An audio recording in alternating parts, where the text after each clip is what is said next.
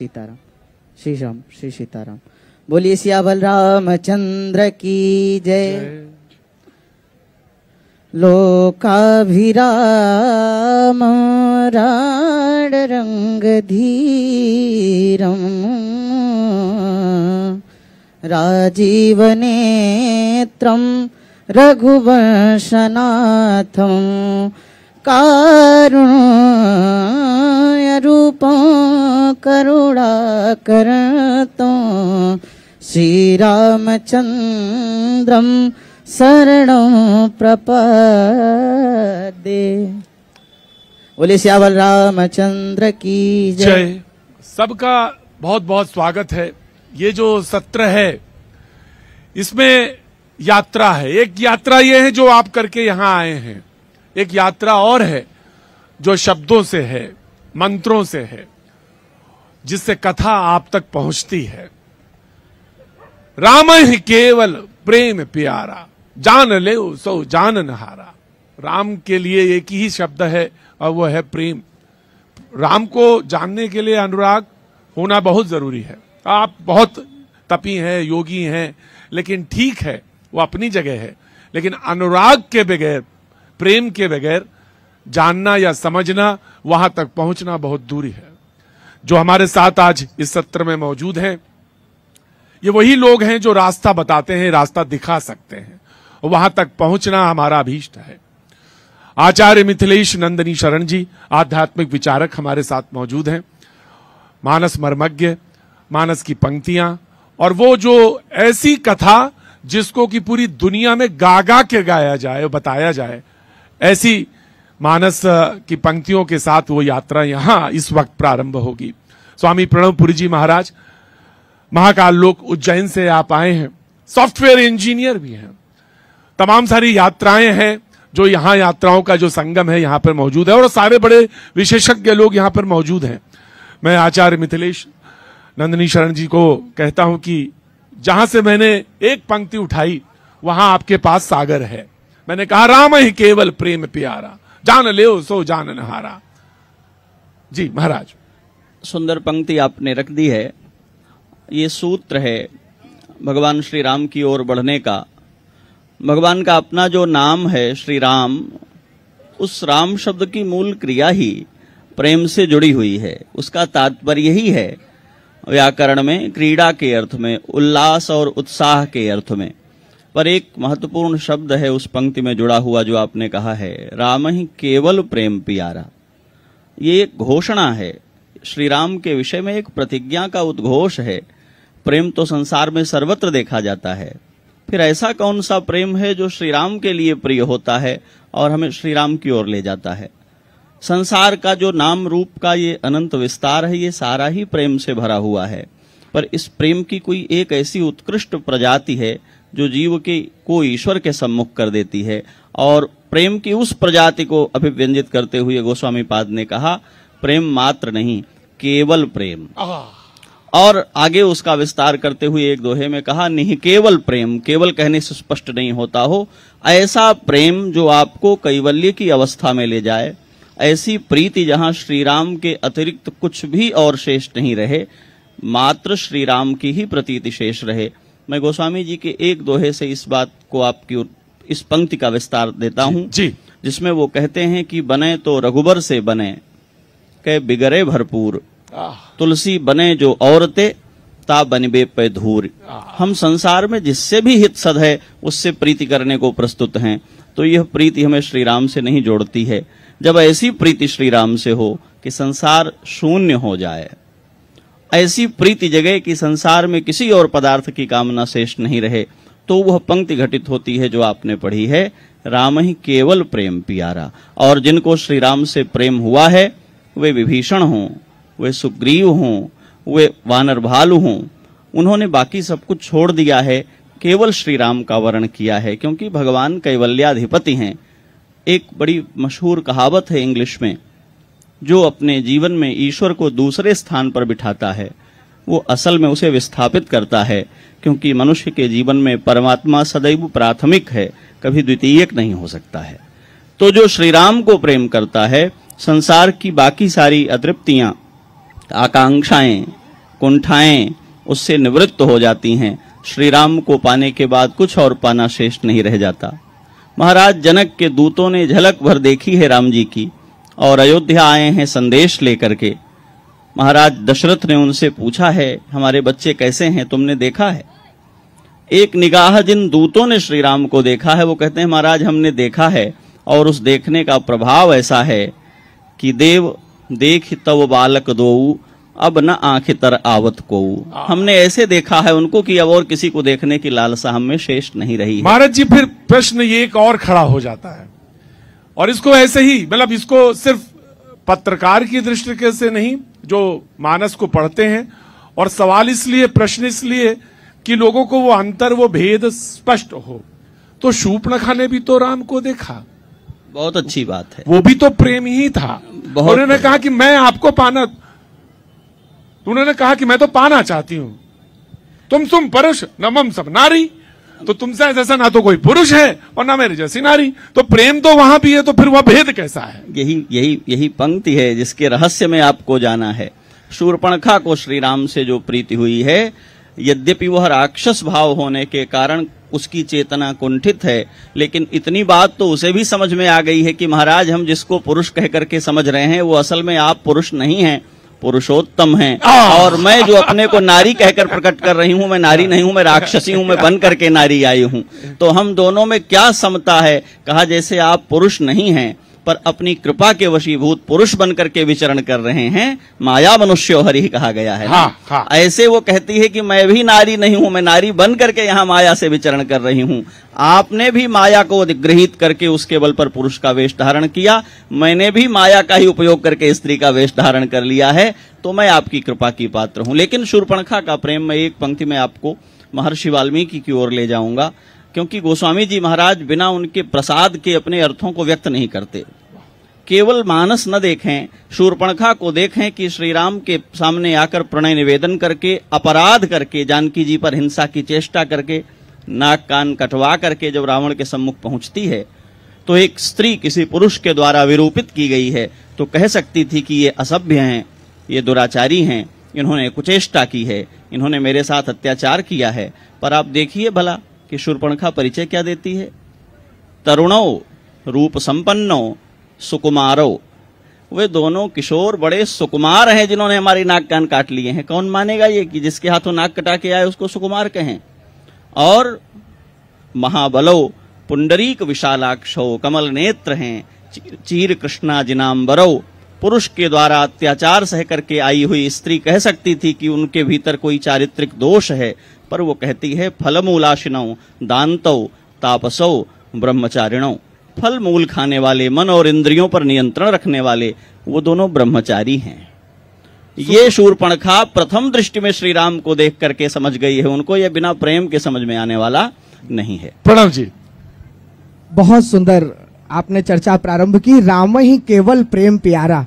प्रसंग आता है भैया कि जब प्रभु श्री राम राज्याभिषेक करके और अयोध्या जी में आ गए, तो माता कौशल्या ने यह विचार किया कि मेरा पुत्र 14 वर्ष बाहर रहा है, और एक माता जैसे अपने पुत्र को हाथों से अपने खिलाने की इच्छा होती है। जब हॉस्टल भी पुत्र जाता है तो टिफिन बना के भेजती है, कुछ नमकीन भेजती है, तो माता कौशल्या को लगा कि आज श्री राम को मैं अपने हाथों से भोजन कराऊंगी, और उन्होंने भोजन कराया। और कराने के बाद पूछा, इसको थोड़ा तेज कर दीजिएगा भैया माइक अगर कहीं हो ना, साउंड थोड़ा साउंड इसको थोड़ा सा तेज कर दीजिएगा, साउंड थोड़ा सा आगे बढ़। तो कराने के बाद पूछा कि श्री राम आपको ये कैसा लगा? तो श्री राम ने कहा कि मैया बड़ा स्वादिष्ट भोजन लगा, लेकिन वो बात नहीं लगी। तो अब माता अरुंधति को ये बात मालूम पड़ी, गुरु ग्रह गए पढ़न रघुराई, अलप काल विद्या सब आई। तो माता अरुंधति ने सोचा कि गुरुकुल में रह के श्री राम ने मेरे हाथों का कोई व्यंजन ऐसा कर लिया होगा जो उनको अच्छा लगा। तो माता ने भोजन कराया, गुरु माता ने, राम कैसा लगा? माता बड़ा स्वादिष्ट है, किंतु वो बात नहीं है। अब तो हल्ला हो गया, मिथिला नगरी तक बात चली गई, और जनकपुरी में बहुत दिवस हुई ही पहुनाई, बहुत समय तक बारात रुकी थी। तो जनक जी ने उसी प्रकार से सारे रसोइयों को बुलाया, और बुलाने के बाद वही व्यंजन फिर से बना के पूछा, श्री राम कैसा लगा? पिताजी बड़ा स्वादिष्ट है, लेकिन वो बात नहीं आई। अब तो पूरे देश में ये चर्चा का विषय बन गया कि ऐसा कौन सा स्वादिष्ट भोजन भगवान ने कर लिया, जो कह रहे हैं वो बात नहीं। तो इसकी पुष्टि गोस्वामी तुलसीदास जी महाराज ने विनय पत्रिका में कहते हैं कि घर गुरु ग्रह प्रिय सदन सासुरे, भाई जब जहां पहुनाई, जहां जहां आतिथ्य सत्कार हुआ, कैसा लगा भोजन, केवल एक ही बात, ताह तब कह सबरी के फलन की रुचि माधुरी न पाई, जानत प्रीति रीति रघुराई। भगवान प्रेम की रीति को समझते हैं। एक और पद इसमें गोस्वामी जी लिखते हैं, वशिष्ठ जी महाराज श्री राम के उस स्वरूप का वर्णन कर रहे हैं, ब्रह्म स्वरूप का, कि सहज स्वरूप कथा मुनि भरनत। तो भगवान ने अपना माथा झुका लिया और नीचे देखने लग गए, अच्छा नहीं लग रहा उनको, सकुची रहे सिरुनाई। तो प्रभु क्या सुनना चाहते हो? कहते हैं गुरुदेव वही मेरी मित्रता, मेरे प्रेम की कथा सुना दीजिए। केवट मीत कहे सुख मानत, बानर बंधु बड़ाई, जानत प्रीति रीति रघुराई। तो भगवान को तो केवल प्रेम पसंद है, जैसा आपने राम ही केवल प्रेम प्यारा, प्रसंग रामचरितमानस का ही आता है, जो चौपाई आपने कही उसी पे मैं चर्चा करूंगा। आगे उसका वर्णन है। मैं प्रसंग बस सिर्फ छेड़ता हूँ। सरयू के तट पे बैठा हूँ तो वो प्रसंग भी आता है जब केवट है, और वो केवट है वो भी प्रेम है, और लेकिन वो प्रेम में मांगता है उनसे, कहते मुझे तो दे के जाए। तो ये कैसा प्रेम है फिर कि प्रेम में मांग ले कोई? प्रेम में तो दिया ही जाता है, फिर ये कैसा है कि वो प्रेम में मांग रहा है प्रभु से? बहुत बहुत प्यारा प्रसंग आपने रखा है, लेकिन इसको करेक्ट करने की जरूरत है जी। केवट वो नहीं है जिसने मांगा है, केवट वो है जिसने दिया हुआ भी लौटा दिया है कि महाराज मैं तो पहले ही तृप्त हूं। प्रेम की क्रिया क्या है हमें ये समझना होगा। जो प्रभाव से उत्पन्न होता है वो आकर्षण है, वो भूख है, वो जरूरत और आपूर्ति है। जो स्वभाव से उत्पन्न होता है वो प्रेम है। वाह, ये हमें इसका अंतर पहचानना होगा। और भगवान श्री राम के सम्मुख पड़ने के बाद केवट के भीतर प्रीति जगी है, इसलिए उसने मजदूरी नहीं मांगी है, कहा हमें आपके चरण पखारने हैं। और ये मांगना प्रेम का अधिकार है, ये लेने और देने जैसा विषय नहीं है, क्योंकि जिस समय वो ले रहा है उसी समय कुछ दे भी रहा है। और समझना ये होगा कि भक्ति शास्त्र के आचार्यों ने ये कहा है कि जो कुछ भी आदान करे वो प्रेम है ही नहीं, सतु प्रदान मात्रम। प्रेम का तात्पर्य है जो केवल देना ही देना जानता है, कभी उससे कुछ रिटर्न आएगा इसकी कल्पना भी उसके भीतर नहीं होती। तो केवट ने कुछ नहीं मांगा, चरण पखारे। और मैं रहस्य की एक बात कहकर ये प्रसंग छोड़ूंगा। जब पार उतर करके गए हैं तो प्रभु सकुचे, भगवान को संकोच है कि इसे कुछ देना चाहिए। केवट कहता है महाराज अभी भी आप हमारे हृदय का मर्म नहीं पहचान पाए।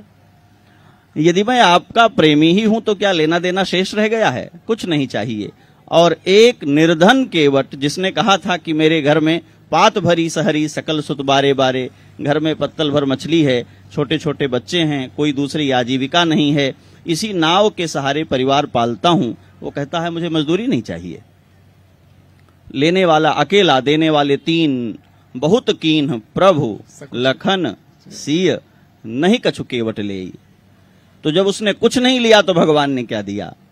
विदा कीन करुणा यतन भगति विमल बर देई। जो कुछ भी और चाहता है श्री रघुनंदन से, उसको वो सब कुछ कई गुना करके दे देते हैं और मुक्त कर देते हैं। और जो कहता है आपसे आपके अतिरिक्त कुछ नहीं चाहिए, उसको अपने आप को सौंप देते हैं। केवट को तो बिना मांगे भगवान ने भक्ति प्रदान कर दी है, प्रेम प्रदान कर दिया है, क्योंकि उनके राजकीय वैभव का एक कण भी उसने लेने से मना कर दिया। प्रेम वो जो तृप्त करता है, सारी भूख से, प्यास से और अभावों के बोध के बाहर निकाल देता है, वो प्रेम है। इसलिए श्री राम को प्रेम प्रिय है कि मनुष्य अपने अभावों की कुंठा के बाहर निकल आवे। और ये जब शिखर पे पहुंचता है तो हनुमान जी प्रकट होते हैं। वो राम और हनुमान का जो प्रेम है, वो जो उसके बीच में जो कोई है ही नहीं, कुछ है ही नहीं, तो वो जो प्रसंग है वो उसका एक और उदात्त उदाहरण है। बिल्कुल आपने सुंदर बात कही। जब हनुमान जी महाराज माता जानकी की खोज करके वापस आए, तो देखिए प्रेम का एक स्वरूप यह भी होता है कि आप अपने आदरणीय से प्रेम करते हैं, आदरणीय आपको वात्सल्य प्रदान करता है, किंतु वो मर्यादा बीच में रहनी चाहिए। कहीं हनुमान जी महाराज ने प्रभु के साथ उस मर्यादा को नहीं तोड़ा। प्रसंग आता है जब माता जानकी से बात करके हनुमान जी वापस प्रभु के पास जाने लग गए, तो हनुमान जी ने कहा, माता ऐसा है कि जब मैं यहाँ आया था तो प्रभु से आपकी मुंदरी इस कारण लेकर आया था कि कहीं आपको संशय ना हो जाए कि मैं रावण का ही कोई मायावी बानर आदि हूँ। तो माता अब मैं वापस जा रहा हूँ, आप कोई ऐसी साथ में वस्तु दे दीजिए, कोई ऐसी बात बता दीजिए कि प्रभु भी ऐसा ना सोचे कि हनुमान जी यूं ही आ गए। तो चूड़ामणि दी, लेकिन कहा माता अभी आपने संशय किया, मुझे रामदूत में मातु जानकी कहना पड़ा, तो आप कुछ और ऐसी बात बता दीजिए जो केवल आप दोनों के बीच में रही हो। देखिए माता जानकी क्या सुंदर हनुमान जी से कहते हैं, हनुमान जी ऐसा करना, तात शक्र सुत कथा सुनायो, बानो प्रताप प्रभु ही समुझायो। वो जो जयंत ने मेरे चरण में चोंच मारा था ना, सीता ही चरण चोंच हति भागा, मूड मंद मति कारण कागा, वो कथा सुना देना। एक क्षण में प्रभु ने बाण निकाल लिया था, और देखो मैं यहाँ पे बैठी हूँ, अभी तक प्रभु का बाण नहीं चल रहा। जाके कथा सुनानी है, लेकिन साथ में संकोच भी है कि पति पत्नी के बीच की बात है। प्रभु को ये स्मरण दिलाना है कि प्रभु बाण चलाइए। हनुमान जी महाराज प्रभु श्री राम के पास जाते हैं। प्रभु कहते हैं, एक बात बताओ हनुमान जी, कैसी है जानकी जी, आप कुछ उसकी स्थिति बताइए माता जानकी की। तो वो कहते हैं, देखो प्रभु ऐसी स्थिति है जैसी स्थिति आप एक बार देख चुके हैं माता जानकी की। देखिए संकेत दे रहे हैं, कहाँ देखी? बोले प्रभु जिस समय आप धनुष उठाने जा रहे थे, धनुष यज्ञ का प्रकरण है, और प्रभु चले जा रहे थे, तो गोस्वामी जी ने लिखा, सहज ही चले सकल जग स्वामी, मत मंजुवर कुंजरगामी। जैसे मदमस्त हाथी चलता है, और वहां सबकी धड़कनें बढ़ रही थी कि जल्दी धनुष उड़ जाए। तो माता जानकी की क्या स्थिति थी? गोस्वामी जी लिखते हैं, विपुल बिकल बिलो की बय देही, निमिष बिहात कल्प समते ही। एक एक क्षण कल्प के समान निमिष निमिष जा रहा है। तो कहा प्रभु वही स्थिति आज भी है कि निमिष निमिष करुणा निधि, जाहि कल्प समबीति, बेग चलिए प्रभुआनिया, रिपुदल खल बल जीती। एक छोटी सी चौपाई संकेत जो मर्यादा की हनुमान जी की। तो कहा हनुमान जी आप कहना क्या चाहते हैं? कहा माता जानकी ने आपको संदेश दिया है, नाथ जुगल लोचन भरी बारी, दोनों नेत्रों में आंसू भर के।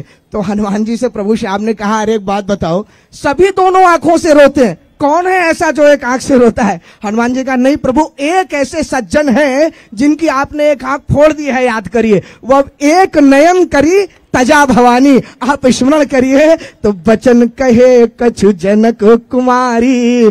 तो संकोच और प्रेम साथ में जब होता है तो प्रेम की प्रगाढ़ता और बढ़ती है।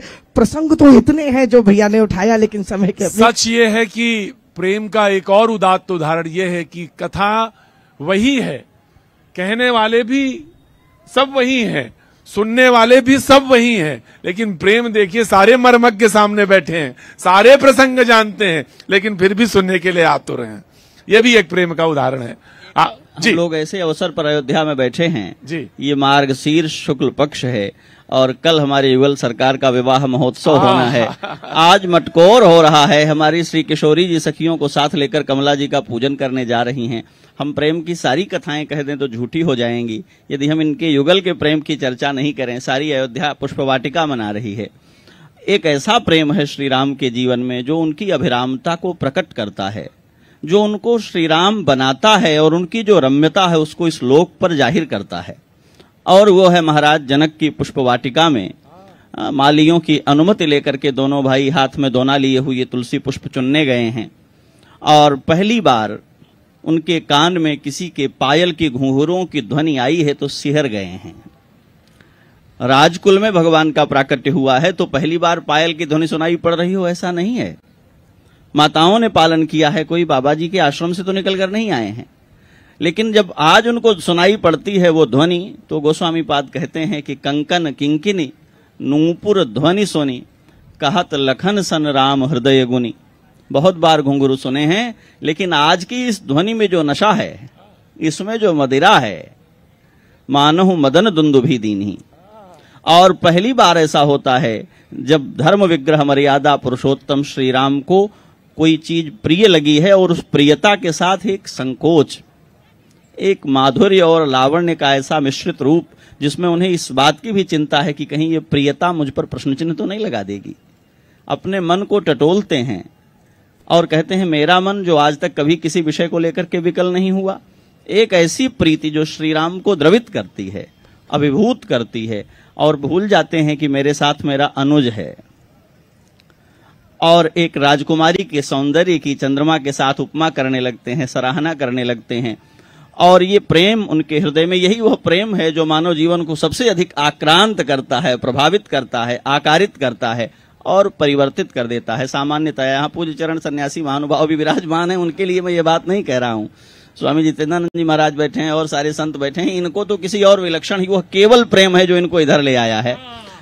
लेकिन एक प्रेम वो है जो हमारे यहाँ युगल का प्रेम है और जिसके कारण श्री राम की वो रम्यता प्रकट होती है कि वेदों के मंत्रों के द्वारा जो परमात्मा तृप्त होता आया था वो गालियां सुन सुन करके धन्य होता है, क्योंकि श्री जानकी ने उनके भीतर वो प्रेम का अंकुरण कर दिया है। और उस प्रेम का अनुभव करने का परिणाम ये है, मैं ये बात जरूर जोड़ता हूं, हम लोग कहते हैं ये प्रेमावतार हैं, वो प्रेमावतार हैं। भारतवर्ष में केवल श्री राम प्रेमावतार हैं, जिनके विषय में गोस्वामी जी ने दर्ज किया, व्यापक ब्रह्म निरंजन निर्गुण विगत विनोद, वो परमात्मा जो जगत का पिता है, सो अज प्रेम भगति बस कौशल्या की गोद। वो परमात्मा जो प्रेम के कारण जगत पिता होने पर भी पुत्र बनने को प्रस्तुत होता है। और इसके साथ जब अयोध्या से जाने लगते हैं तो गोप्रतार घाट साक्षी है। श्री राम कहते हैं मैंने अयोध्या वासियों को अपने पीछे आंसू बहाते देखा है, और अपने प्रियजनों को अपना कर किसी को आंसू बहाते छोड़ जाए उससे निष्ठुर दूसरा कोई हो नहीं सकता। अब तो मैं दिव्य धाम जाऊंगा तो इस सारी अयोध्या, आबाल वृद्ध नर नारी कीट पतंग पशु पक्षी सब मेरे साथ जाएंगे। ब्रह्मा हाथ जोड़कर खड़े हो गए हैं, महाराज ये विधान नहीं है, ऐसा कभी हुआ नहीं है। श्री राम ने कहा तो आज विधान बनेगा, आज वैकुंठ की पुनर्सृष्टि होगी और ये सारे लोग मेरे साथ जाएंगे। भगवान श्री राम ने मृत्युलोक में एक बार, न भूतो न भविष्यति, न उसके पहले कभी हुआ न उसके बाद कभी हुआ, सारी अयोध्या राजधानी के समस्त लोगों को अपने साथ ले गए। क्यों? ये मेरे प्यारे हैं और प्रियजनों को छोड़ जाना पीछे ठीक नहीं है। भगवान की तो सारी लीला प्रेम से प्रारंभ होकर और प्रेम पर जाकर ही परिपूर्ण होती है। बहुत बहुत धन्यवाद, बहुत बहुत धन्यवाद। बहुत धन्यवाद आप दोनों का। श्री राम से जुड़े हुए हर प्रेम स्वरूप को बहुत ही खूबसूरती से आपने सबको समझाया। हमारा अनुरोध है कृपया मंच पर बने रहे, क्योंकि न्यूज 18 आपको सम्मानित करना चाहता है और उसके लिए मैं स्टेज पर इनवाइट करना चाहूंगी editor news 18 India and Hindi digital Jyoti Kamal ji को। कृपया वो मंच पर आएं और हमारे मेहमानों का धन्यवाद करें।